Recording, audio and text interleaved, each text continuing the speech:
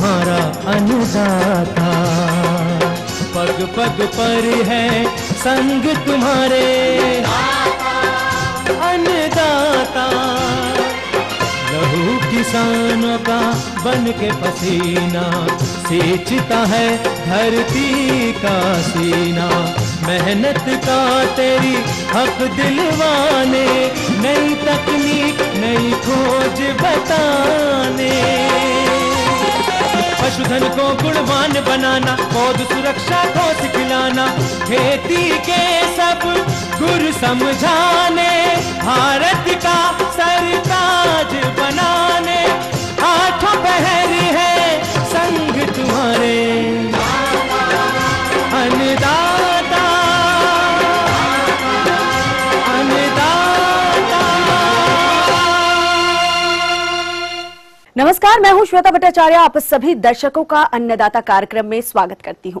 हर रोज की तरह कार्यक्रम में हम लेकर आते हैं खेतीबाड़ी से जुड़ी हुई बहुत सी लाभकारी जानकारियां। तो चलिए सबसे पहले देखते हैं क्या विशेष है आपके लिए आज के कार्यक्रम में। गन्ने की फसल की अच्छी बढ़वार के लिए किए जाने वाले समसामयिक कार्य। वर्मी कंपोस्ट तैयार की विधि और फसलों में इसका महत्व।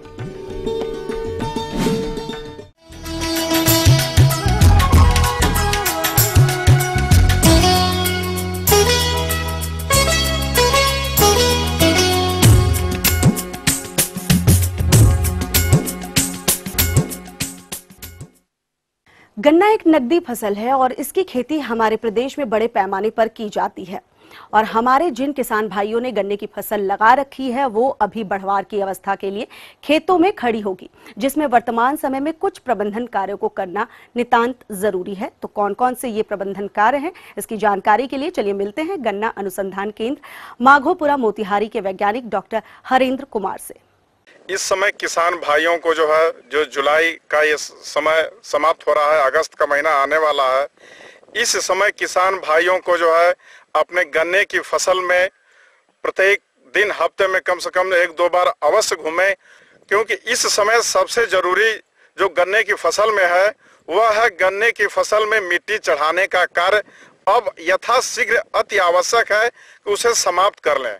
क्योंकि गन्ने में मिट्टी चढ़ाने के काम अगर हम नहीं करेंगे तो आगे आने वाले समय में हवा में, तेज हवा में तथा जो अधिक वर्षा होगी तो उसमें गन्ने की फसल को गिरने की संभावना बहुत ही अधिक रहती है।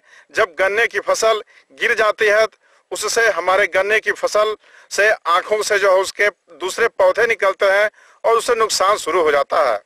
तो गन्ने की फसल में मिट्टी चढ़ाते समय ध्यान दें, उसमें जो नाइट्रोजन का अंतिम उपवेशन किया जाता है उसे निश्चित रूप से हमें जो है कम से कम उसमें 40 से 45 किलोग्राम नाइट्रोजन प्रति हेक्टेयर के हिसाब से अवश्य देना चाहिए।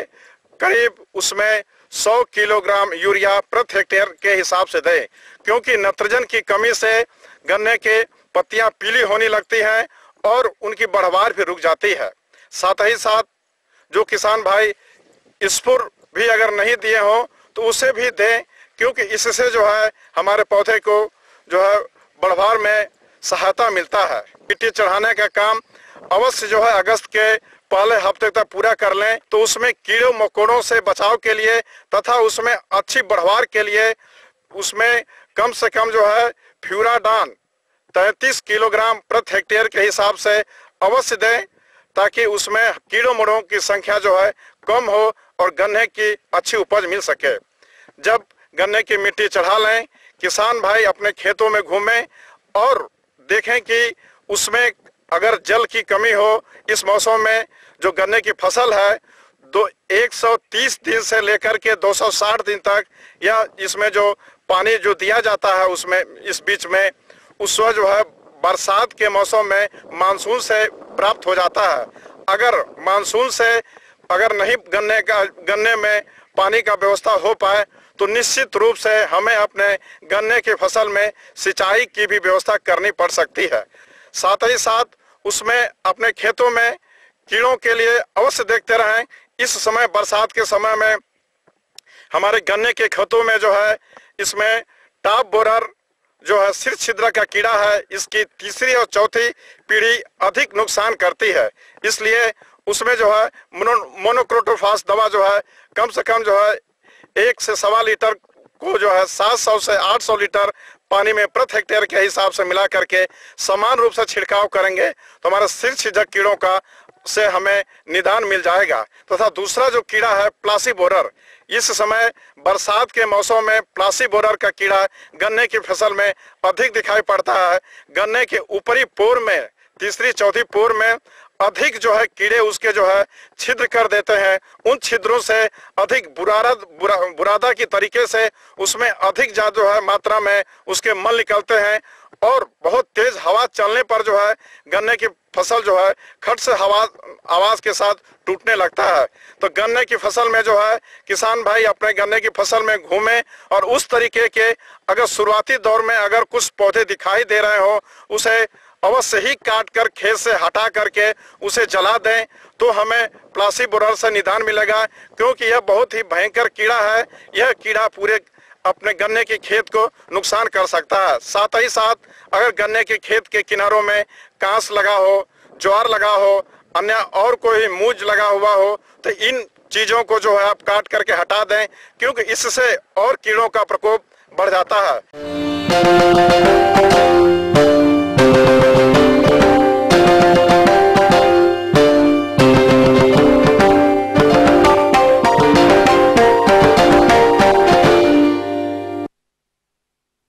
गौपालन करता हूँ, गौसेवा करता हूँ, साथ में केचुआ पालन का भी स्वरोजगार खोल रखा है हमने, जिसके वजह से हम वर्मी कंपोस्ट और केचुआ खाद तैयार करते हैं जो ज़मीन के लिए बहुत ही अच्छी चीज़ है।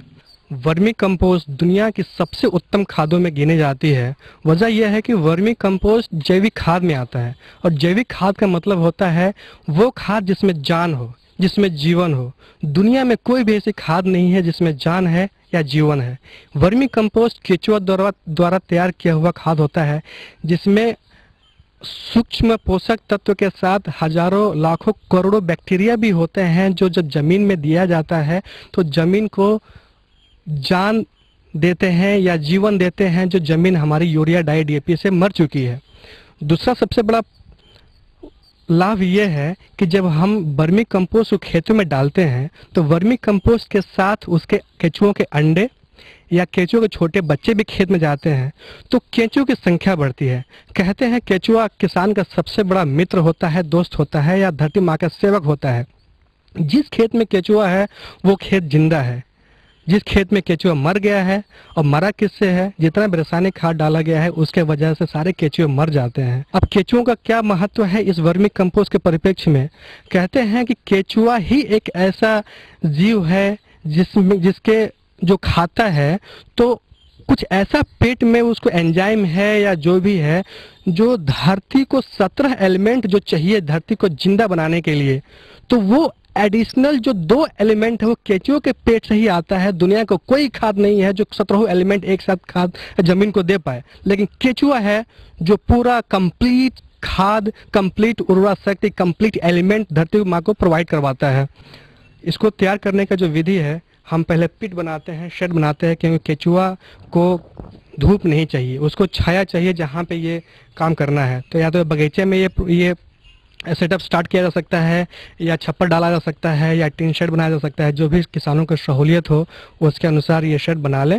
उसके बाद से किसी भी डायमेंशन का जिसमें किसानों को लगे या जो किसान जिसमें कंफर्टेबल फील करे उसके हिसाब से अपना पिट बना ले। लंबाई चौड़ाई कुछ भी रह सकता है, जिसमें कि उन लोगों को निकालने में, खाद निकालने में, वो खाद डालने में, गोबर डालने में कोई दिक्कत ना हो। इससे कोई फिक्स्ड डायमेंशन नहीं है, कुछ भी डायमेंशन बनाया जा सकता है, जो मेरा पर्सनल अनुभव है। उसके बाद से क्या करते हैं कि हम लोग जो गाय का गोबर होता है या कोई भी सड़ा गला चीज़, गाय के गोबर जो कच्चा है वो नहीं डालना है इसमें।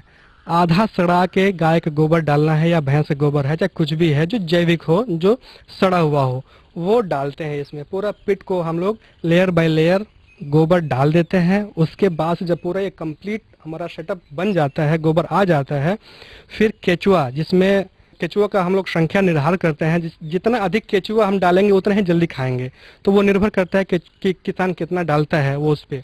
तो केचुआ इसमें हम डाल देते हैं। उसके बाद से इसमें नमी बरकरार रखते हैं, और नमी इतना बरकरार रखते हैं कि केचुआ को सहूलियत हो कि वो मरे ना। 20 से 25% नमी या 15% नमी इसमें रखने की कोशिश करते हैं। हम आपको दिखाएं कि देखिए यही केचुए हैं, ये अपना इंडियन या देसी केचुए नहीं है, इंपोर्टेड इटालियन केचुए हैं जो स्पेशली गोबर में ही जिंदा रहते हैं। गोबर खाते हैं, वर्मी कंपोस्ट बनाते हैं और खुद भी मर के बाद में कंपोस्ट खाद बन जाते हैं। तो इनका गोबर में सरवाइव करना और उसके बाद जब मिट्टी में जाते हैं उसमें भी सरवाइव कर जाते हैं, जिससे खेतों में केचुए की संख्या बढ़ जाती है। तो एक बार गोबर डालने के बाद से लगातार इसमें नमी बरकरार रखते हैं हम लोग, लगभग 2.5 से 3 महीना, और पूरा कंप्लीट खा लेते हैं। उसके बाद से फिर 15-20 दिन के लिए हम लोग नमी देना छोड़ देते हैं कि थोड़ा सा ये ड्राई हो जाए, क्योंकि चालने में फिर आसानी होता है। उसके बाद से फिर लेयर बाय लेयर उठा के हम लोग उस मशीन में चालते हैं। ये हमारा इनटेक पोर्ट है जहाँ से हम खाद डालते हैं, जैसे कि खाद कुछ पड़ा ही हुआ है, और वहाँ से चलाने का काम किया जाता है। जब ये मोशन करता है तो ये जाली लगी हुई है, जिससे कि हमारा वर्मी कंपोस्ट का जो छोटे छोटे जो खाद है वो तो छन जाता है, लेकिन जो बड़ा मटेरियल है चाहे जो अभी खाए नहीं हैं वो भी बाहर आ जाता है। और साथ में जो केचुए होते हैं, बच्चे तो या अंडे तो आ जाते हैं इसके तरफ से, लेकिन जो एडल्ट केचुए हैं, बड़े केचुए हैं, जो वेस्ट मटेरियल वो बाहर निकल जाता है उस साइड से, और वो दोबारा प्रोसेस में आने के लिए तैयार होता है। वो जब भी नेक्स्ट टाइम हम पिट में गोबर या सड़े गले चीज़ें डालते हैं तो यही केचुआ उसमें डाल के फिर वो प्रोसेस किया जाता है, जिससे कि हमारा वर्मी कंपोस्ट तैयार हो जाता है।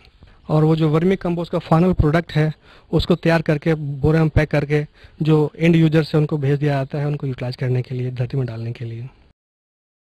ये थी कुछ उपयोगी जानकारियां। अब लेते हैं एक छोटा सा ब्रेक, जल्द लौटेंगे और कार्यक्रम में आगे हैं महत्वपूर्ण जानकारियां। बने रहिए हमारे साथ। अच्छे किस्म के फल पौधे तैयार करने की गुटी विधि पर जानकारी। अरे चाचा, गंगा को लेकर कहाँ जा रहे हो? 1 महीने से बहुत कम दूध दे रही है, इसे दिखाने के लिए शहर ले जा रहा हूँ। इसे एरोसोल कंपनी की कैल्शियम से भरपूर इलेक्ट्रोमिक्स AD3 पिलाओ, दूध की बाल्टियाँ भरते भरते थक जाओगे। इलेक्ट्रोमिक्स ने किया कमाल, पशु स्वस्थ, पालक मालामाल।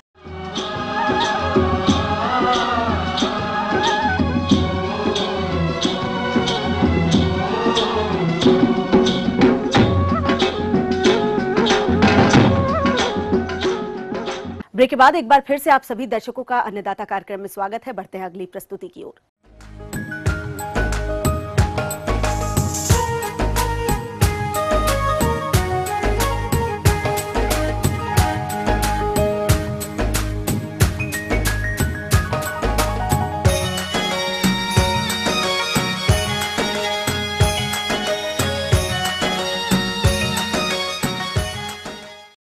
जुलाई और अगस्त का महीना नए फल बाग लगाने के लिए सबसे उपयुक्त माना जाता है और इस कार्य हेतु नए उन्नत किस्म के पौधे तैयार करने की आवश्यकता है, जिन्हें कई विधियों से तैयार किया जाता है। इन्हीं विधियों में आज हम चर्चा कर रहे हैं नए फल पौधे तैयार करने की गुंटी विधि के बारे में। और इस विषय पर जानकारी देने के लिए हमारे बीच मौजूद हैं कृषि विज्ञान केंद्र जिला कटिहार के कृषि वैज्ञानिका डॉक्टर सुनीता कुशवाहा। देखिए, जो गुटी बांधना यानी कि लेयरिंग, जिसको लेयरिंग कहा जाता है, इसका कार्य उन तरीके के उन पौधों का चुनाव इसमें किया जाता है में जिसका कि तना आगे की जो टहनी होती है वो काफी कोमल होती है, जैसे कि आपका अमरूद हो गया और अनार हो गया या लीची हो गया और नींबू हो गया। इस तरीके के पौधों में आप लेयरिंग कर सकते हैं। हम अपने युवाओं को ये बताना चाहते हैं कि आप जो भी कार्य करें उसमें इस बात का ध्यान रखें कि उसका मार्केट, जो नर्सरी बनाएंगे वो पौधे आपके बिक्री होने के लिए बाजार में किस तरीके से उपलब्ध होंगे।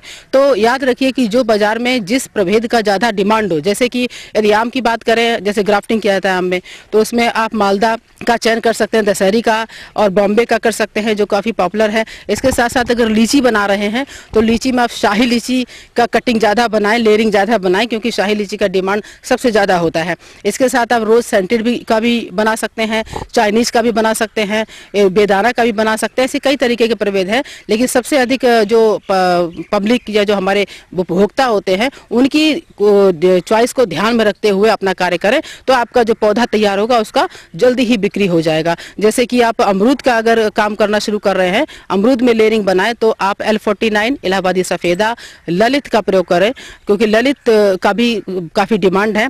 इस छोटा साइज का होता है और दिखने में काफ़ी खूबसूरत अमरूद होता है। तो अन्यथा ऐसे किसी भी प्रभेद का चयन ना करें जिसका कि बाजार नहीं हो। इसके साथ साथ इसकी भी जानकारी होना चाहिए कि किस तरीके के आपको औजार इसमें प्रयोग करने रहते हैं, क्योंकि अगर इसकी जानकारी नहीं होगी तो आप जो गुटी बनाएंगे वो सूख सकती है।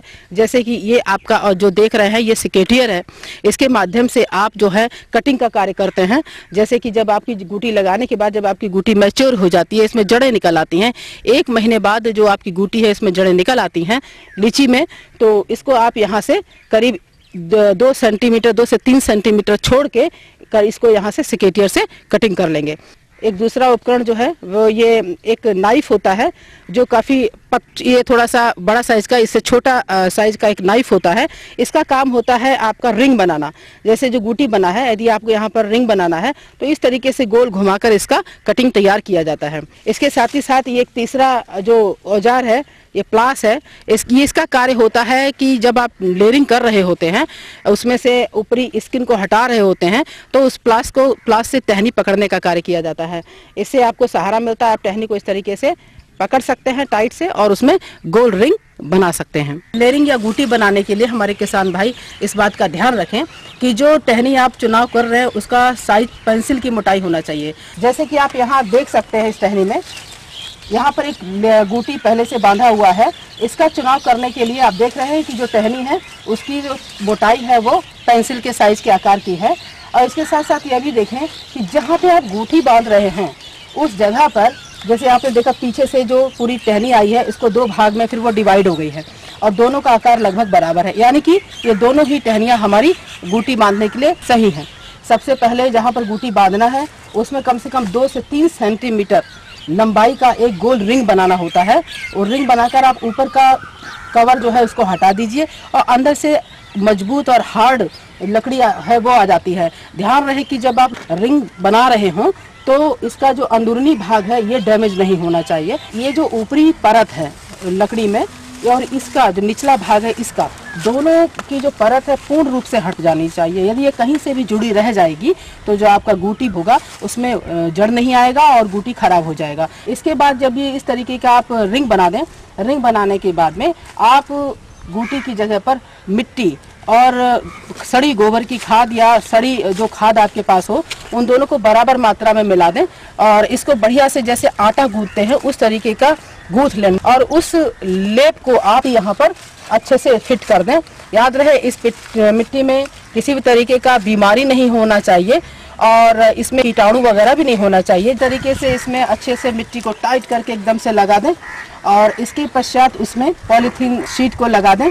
पॉलीथीन शीट जो भी आप चयन करें, देखिएगा कि जितना गुटी का आकार है तो गुटी के आकार के बराबर होनी चाहिए ताकि अच्छी तरीके से वो बंध जाए। फिर उसके बाद इसके चारों तरफ सुतली से अच्छी तरीके से बांध दें। इसके साथ साथ इसका जो दूसरा सिरा है, ऊपरी सिरा है, इसको भी रस्सी से अच्छी तरीके से बांध देना है।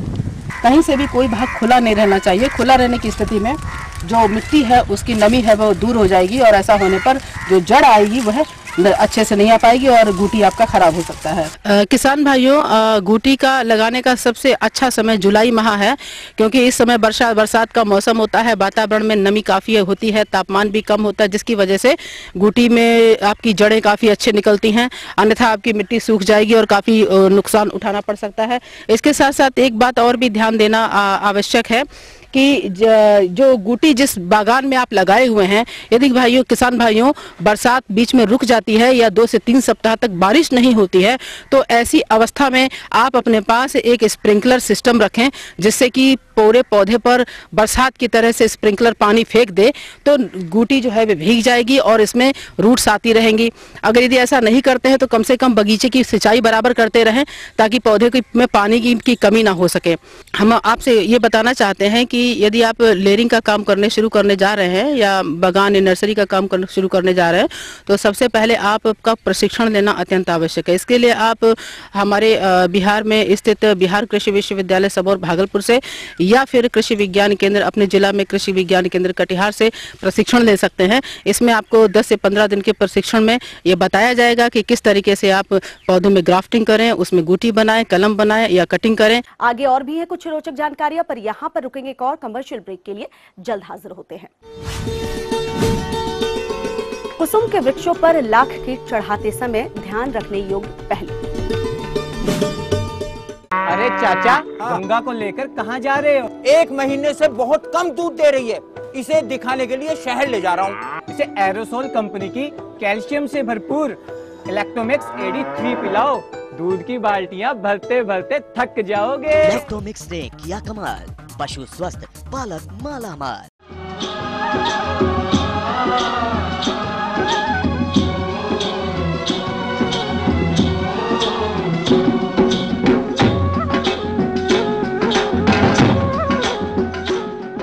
ब्रेक के बाद आप सभी दर्शकों का स्वागत है। चलिए अब रुख करते हैं अगली कड़ी की ओर।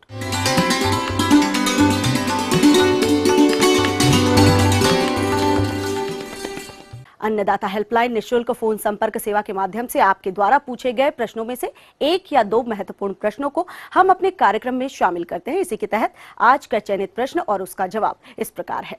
जिला रांची से धनीराम जी, आप अन्नदाता निःशुल्क फोन संपर्क सेवा के माध्यम से लाख कीट के संचरण पर जानकारी चाहते हैं, तो मांझी जी आपकी जानकारी हेतु प्रस्तुत है कार्यक्रम का यह अंश। हमको कुसमी ला लगाना चाहिए, इसलिए कुसुम पेड़ से हम ला लेना चाहिए, क्योंकि कुसुम पेड़ में अभी भरपूर ला का बीज मिल रहा है।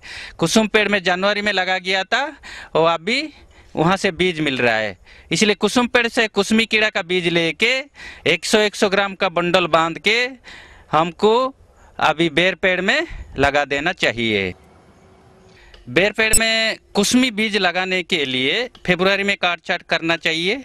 आप सही समय में फरवरी में काट छाट किया तो फरवरी में काटने से अभी जून जुलाई में 5 से 6 महीना टहनी हो जाता है, वही नरम टहनी है, उसमें ही बीज चढ़ाने से कीड़ा मुलायम टहनी में आराम से बैठेगी। बेर पेड़ में जो कुसमीला अभी बारिश का टाइम लगाएंगे तो थोड़ा ध्यान देना चाहिए, वो बीज लगाने से पहले वो बीज का उपचार ही करना चाहिए। कैसे करना चाहिए? कीटनाशक फफूंदनाशक पानी में घोल बना करके उसमें बिहोन लाका डुबा देना चाहिए। अलग अलग दवाई का, जैसा आपका फिप्रोनिल होगा रीजेंट 1 लीटर पानी में 1 मिलीलीटर, और ये इथोपेन प्रोक्स बम्बार्ड होगा तो 1 लीटर पानी में 2 ml, और इंडोक्साकार्ब होगा तो 1 लीटर पानी में 1 ml, और नोभान होगा तो 1 लीटर पानी में 0.5 ml। इसी तरह का पानी में मिलाएंगे। उसके साथ फफूंदनाशक कार्बेंडाजिम नाम में मिलता है, इसका ट्रेड नेम और मार्केट का नेम अलग अलग नाम है, यथा बाबिस्टिन, दोनुस्टिन, डेरोसोल, बेनगार्ड, अनुस्टिन इत्यादि नाम में मिलता है। वही दवाई लेके 1 लीटर पानी में 1 ग्राम उसके कीटनाशक के साथ ये फफूंदनाशक का मिलावट करके उसी पानी में ये बीज डुबा के को 10-15 मिनट रखना चाहिए। 10-15 मिनट दबाई के रखेंगे तो बिहोन में जितना शत्रु कीट है, जैसा सफेद तितली, काला तितली, हरा तितली और बहुत सारे परजीवी उसमें मर जाएगा, लेकिन ला कीड़ा कुछ नहीं होगा। वो अनुसंधान करके हम देखा कि वो दवाई ये उपचार में शत्रु कीट को मारता है। उसके बाद उपचार के बाद ये बिहोन लेके यहाँ पेड़ में लगा देना चाहिए। ऐसा लगाना चाहिए 1 मीटर नरम टहनी के लिए लगभग 20 ग्राम। तो हम लोग 100 ग्राम बंडल बनाया तो लगभग 5 मीटर टहनी जहाँ पे है उसी जगह नीचे 100 बंडल बांध देंगे, कीड़ा निकाल के आराम से बैठ जाएगा। पेड़ में लगाने के बाद कीड़ा सब बैठ जाएगा। 15-20 दिन के बाद वो कीड़ा सब बैठने के बाद वो फुक्की उतार देना चाहिए। फुक्की उतारने के बाद ला लगाने से 25 से 28 दिन के अंदर पहला छिड़काव, और 37 से 40 दिन के अंदर दूसरा छिड़काव, और 60 से 65 दिन के अंदर तीसरा छिड़काव, और 90 से 95 दिन के अंदर चौथा छिड़काव करना चाहिए। तो ये बारिश का टाइम पपुन से ला बच जाएगा। निःशुल्क फोन संपर्क सेवा की इसी कड़ी में दूसरा प्रश्न पूछा है भागलपुर से विजय कुमार जी ने। यह रोटो कल्टीवेटर यंत्र पर जानकारी चाहते हैं, तो आपकी जानकारी हेतु देखिए कार्यक्रम का यह अंश। रिपोर्ट किया जा रहा है कि रोटावेटर के कंटिन्यूअस ज्यादा उपयोग से जमीन में 15-20 सेंटीमीटर के बाद हार्ड पैन क्रिएट हो जाता है, कड़ा सतह हो जाता है, जिसके कारण इसकी उत्पादकता में, फसलों की उत्पादकता पर बड़ा बुरा असर पड़ता है। प्रत्यक्षता रोटो कल्टीवेटर विकसित किया गया है।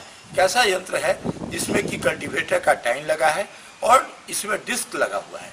इसके पीछे एक पल्वराइजर रोलर है जो कि ढेला भी फोड़ता है और सबसे पीछे आपको समतल करने के लिए उसका ट्रेलिंग बोर्ड लगा हुआ है, जिस तरह से रोटावेटर भी लगा रहता है। यह इस यंत्र से आप 2 बार कम से कम एक खेत में पूर्व पश्चिम और उत्तर दक्षिण करके क्रॉस करके चलावे तो आपकी जुताई काफ़ी अच्छी तरह हो जाएगी और इसके जुताई की गहराई 80 से 85 सेंटीमीटर तक रहती है। इस यंत्र का दूसरा फायदा क्या है कि इससे आप कदवा भी कर सकते हैं और बहुत अच्छा कदवा होता है और इससे हार्ड पैन क्रिएट नहीं हो सकता है। इस यंत्र की कीमत करीब 55,000 रुपया है और इस पर सरकार के द्वारा, राज्य सरकार के द्वारा 20,000 सब्सिडी है और इसकी उपलब्धता किसान इंजीनियरिंग मुजफ्फरपुर के यहाँ ये उपलब्ध हो जाएगा। इसमें कल्टीवेटर के शोभेल लगे हुए हैं और डिस्क लगा हुआ है, जिसका रखरखाव के लिए बहुत ज़्यादा परेशानी नहीं है। किसान अपने यहाँ इसको एक रीच के सारे खोलकर काम हो जाने के बाद इसकी सफाई कर दे, सारे बेयरिंग्स में मोबिल जला हुआ डाल दे और इसको काम के उपरांत ईंट पर प्लास्टिक शीट से ढक के रखे।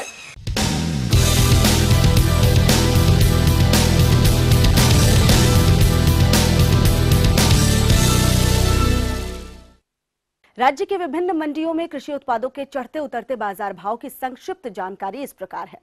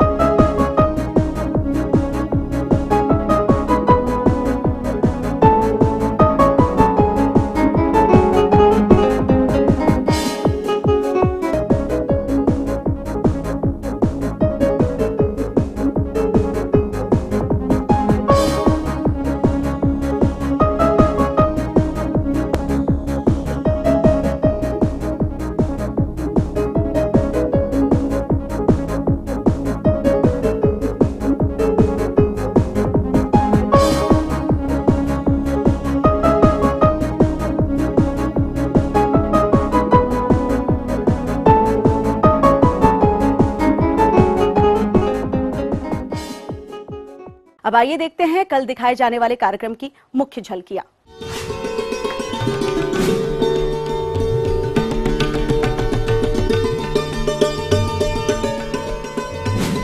हम ये उम्मीद करते हैं कि आज का कार्यक्रम आप सभी दर्शकों के लिए उपयोगी रहा होगा। किसान भाइयों, अन्नदाता आपकी सेवा के लिए संकल्परत है। कृषि संबंधित समस्या एवं सुझाव के लिए आप हमें इस पते पर संपर्क भी कर सकते हैं। प्रोड्यूसर अन्नदाता ETV Bihar Jharkhand, Ramoji film city Hyderabad 501512। साथ ही आप हमें ईमेल भी कर सकते हैं। हमारा ईमेल एड्रेस है annadatabihar@etv.co.in। इसके अतिरिक्त आप हमें निशुल्क हेल्पलाइन नंबर 180010845999 पर सुबह 10 से शाम 4 बजे तक सोमवार से शनिवार संपर्क कर सकते हैं। फिलहाल अन्नदाता की पूरी टीम को दीजिए इजाजत। कल फिर इसी वक्त आपसे मुलाकात होगी कृषि संबंधित कुछ और रोचक जानकारियों के साथ। नमस्कार।